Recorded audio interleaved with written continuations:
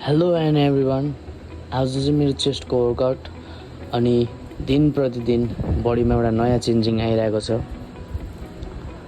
अनि अहिले चाहिँ म कटिङमा छु गेमको लागि। अब गेम पनि नजिक आउन लागेको छ र मैले कसरी गरिरहेको छु भन्दाखेरि अहिले एकदमै लाइट वेटमा अनि बडी रेप्स गरिरहेको छु। मैले लगभग मैले 25 देखि लिएर 30, 35, 40, 45सम्म पनि पुऱ्याएको छु। ड्रप सेट गरिरहेको छु मैले है। यसरी ज्याकेट लगाएर चाहिँ मैले गरिरहेको छु। अहिलेको हालमा कन्डिसन एकदमै ठिक भइरहेको छ हैन। अझै छ दिन, अझै 13-14 दिन छ।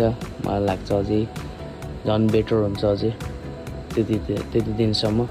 वर्कआउट मात्र हैन, वर्कआउट सँगसँगै डाइट पनि फलो गर्नुपर्छ। डाइट पनि अहिले चाहिँ मेरो एकदम क्लिन छ। लगभग 2 महिनै हुन लाग्यो म यसरी चाहिँ डाइटमा यसरी क्लिन डाइट युज गरेको। यसको फुल फिनिसिङ चाहिँ अझै आउन बाँकी छ। त्यसको लागि चाहिँ वेट गर्नु होला।